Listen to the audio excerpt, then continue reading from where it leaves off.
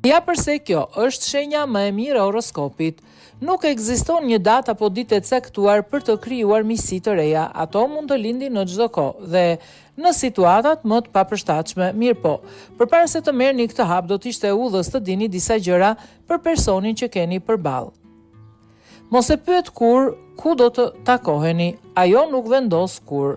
Në qoftë se keni një shoqe peshore, me siguri u ka ndodhur me qindra herë të përballeni me fjalinë e saj të preferuar, nuk e di, zgjidhti.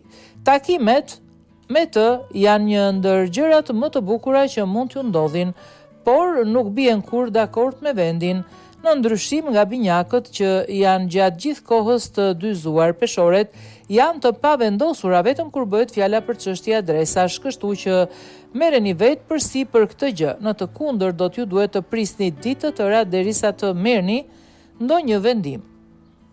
Ditë të gjej ekuilibri në çdo gjë dhe me çdo kënd. Nuk ishte si të ndodhte ndryshe. Vetemri peshore si thotë të gjitha, jo gjithmonë gjërat mes shoqesh shkojnë ashtu si do të donim. Mirë po, peshoret kanë çelësat që hap çdo zemër.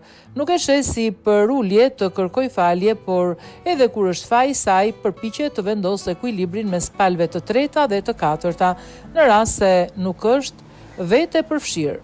Në shoqëri njihet si zëri arsyes dhe nuk është as pak habi që ta marrësh edhe në orën 12 të darkës për t'i kërkuar këshilla.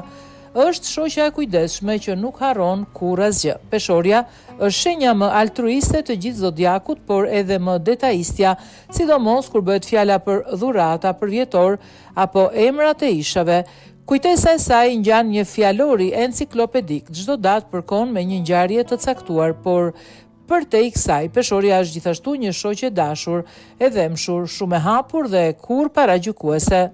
E ka dorën më të shpuar nga ç'duhet. Të jesh e varur nga shoppingu dhe të kesh një shoqe peshore është kombinimi më i keq i mundshëm, sidomos andej nga fillimi i muajit.